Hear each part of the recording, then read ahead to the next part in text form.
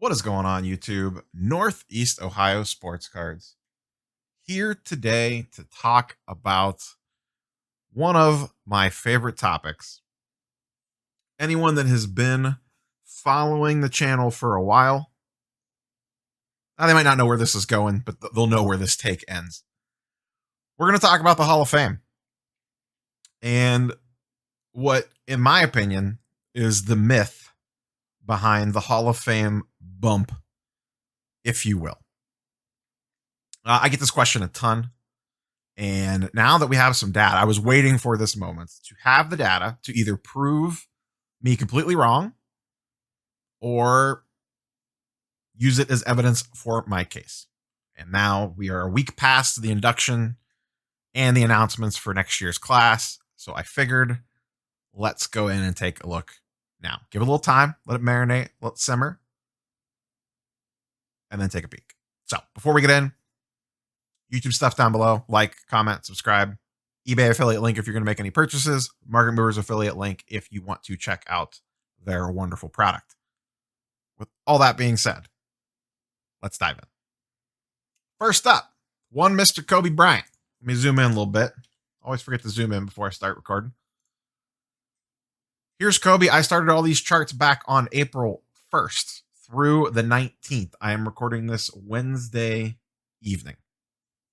For the record, posting probably Friday morning, also for the record. Here's Kobe's chart. Started 4-1 at 6,000, ends at 4,500. Would someone like to show me the Hall of Fame bump? Oh, there it is. There it is right there. One day. And then, boop, actually went down. Here's what happens. What have you heard for the last months? Facebook groups, comments on social media, whatever. I have a Kobe. I would like to sell it. Okay, cool. When should I sell it?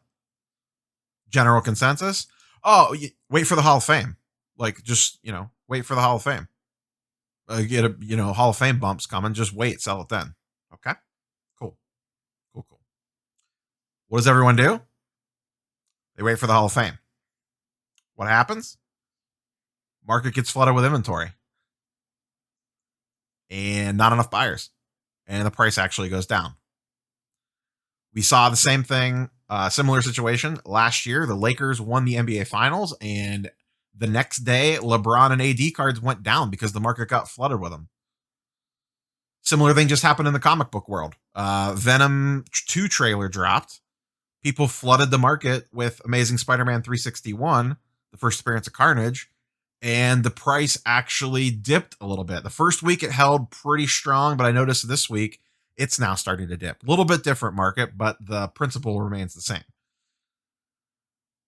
In the past, maybe this was the case. Years ago, there very well could have been a legit Hall of Fame bump, for sure. Now, in 2020, 2021, going forward, I don't think that's the case. Everything in the card market now, in my opinion, is so baked into the prices. Anything these guys could remotely, maybe one day, have a 3% chance of doing in their career is baked into their current day prices. And that's why the prices crash so much. Oh, I said the C word. That's why the prices come down so much once season starts, because these guys cannot live up to the lofty expectations that the market places on them during the off season.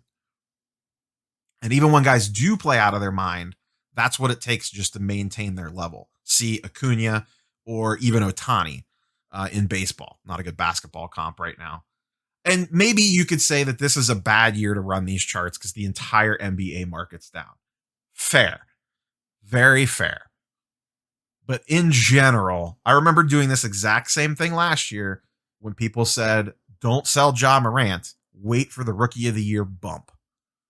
Everyone knew he was winning Rookie of the Year last year from the time Zion got hurt late in the season and missed most of the season.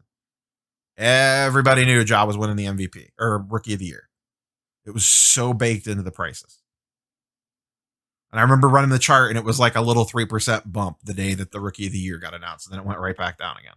That's it. Let's look at the guys, because then, Laura, let's take the counterpoint. Well, what about the guys announced for next year? They got a bump, right? Now, this is a little tricky because most of the players that we're looking at just don't have a lot of rookie cards out there, just because you're going back to the late 90s, early 2000s in some cases.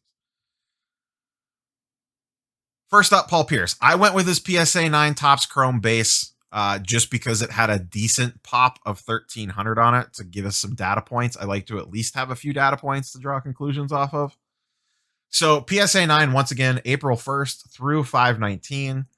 And once again, I ask you to find me the Hall of Fame bump on this. It actually went down. I forget the exact day of the Hall of Fame. I believe it was right around the 16th, 15th. I don't have a calendar in front of me. I guess I do, but right around in here. And it's actually been down since the weekend. Got a little pre-bump right here a couple days before. PSA 9 went from 180 to 278 and then immediately went back down again. So that's your window. You had one day. And good luck picking that day because that's not the actual day the announcements came out, I don't believe. So one day and then it immediately went right back down again. So let's look at Chris Bosh. Topps base, PSA 10. Pop 100 on this, so it's a little low, but there were some sales, so I ran with it. Once again, April 1st through the 19th, down 35% over that month and a half period. And once again, find me the bump. Here's a sale on the 6th at 260, a sale on the 16th at 222, and a sale on the 18th at 256. No bump. Let's look at this Topps Chrome, PSA 10, pop 236. Basically the exact same thing, just a higher price point.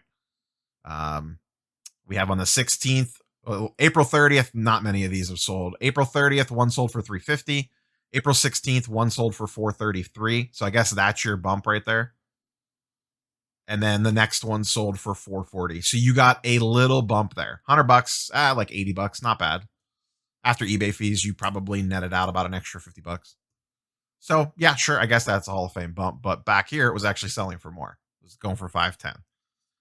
And I don't think in these cases, this is not a case of the market getting flooded with inventory. There's just not a lot of these to begin with. Like these are pretty low pop cards. It's not like there's a lot of Chris Bosh PSA 10s running around out there. It's not like Luka and Zion. But you get the point. Here's another one, Chris Webber. This one was a little trickier.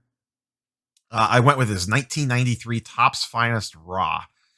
This one actually did see a little increase. It went from about $15 up to about $25.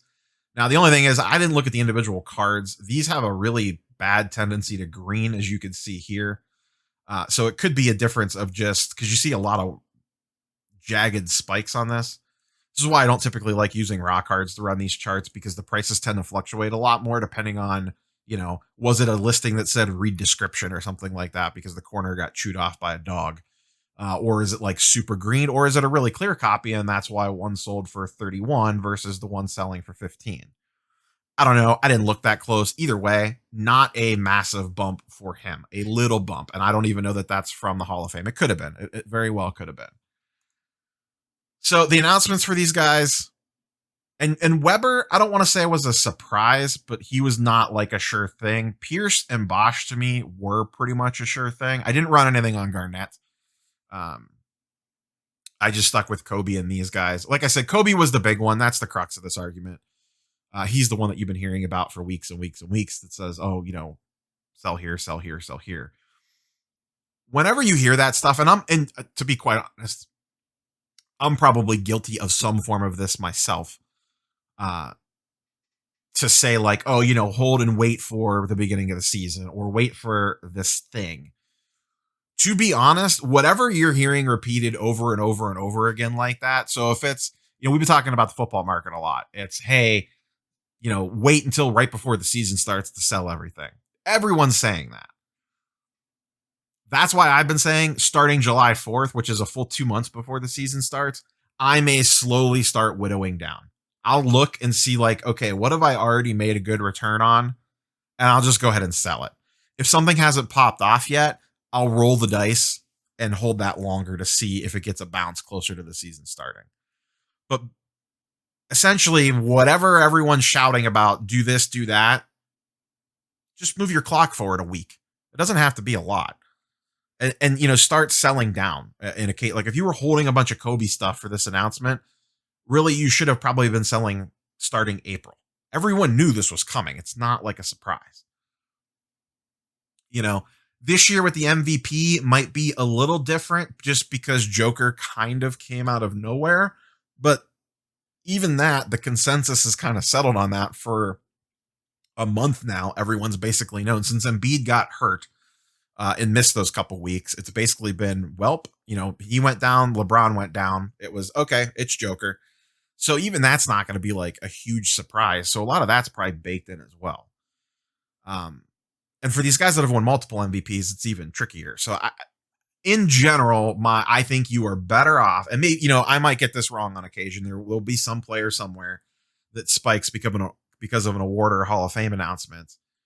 But if you just pretend it doesn't exist and actually actively sell prior to it, if you're holding inventory of that player, especially the Hall of Fame stuff, I think 9 times out of 10, you're going to come out on the winning side more so than trying to chase the dragon and get every last penny out of stuff. Don't forget, you can make a really nice profit in this game without actually selling at the tippity top. I think we forget that sometimes. You know, make your 30, 40, 20, 30, 40, 50%, move it on to the next person, let them make 10 or 20% off of it, rinse and repeat. You know, as wiser people than me like to say, you never go broke taking a profit. So that's all I got for you guys and girls today. Like, comment, subscribe, eBay affiliate link, Market Movers affiliate link. We will catch you on the next one. Oh, probably Sunday morning. Don't think I'm going to have anything drop on Saturday. Could be wrong if something crazy happens, but I think I'm going to tail back on the Saturday drops. Weather's starting to get nicer out. I'm just getting a little bit busier. So might start taking Saturdays off. And then if I have time, maybe I'll pop on for a random Saturday morning live stream or something. So I will be at the Canton Show on Saturday at Tosley's, whatever it's called, on 12th Street, roaming around there. I don't think I'm going to shoot video. I think I'm just going to go and kind of roam around a little bit. I don't know how busy that one will be with Dallas being that weekend. Any of the, you know, major vendors will probably be at Dallas, but we'll see. I am interested to always go by and check out any of the remotely local shows. Anything under an hour, I will usually be enticed enough to go check it out. So once again, all that being said, YouTube stuff. Catch you guys and girls on the next one. Peace.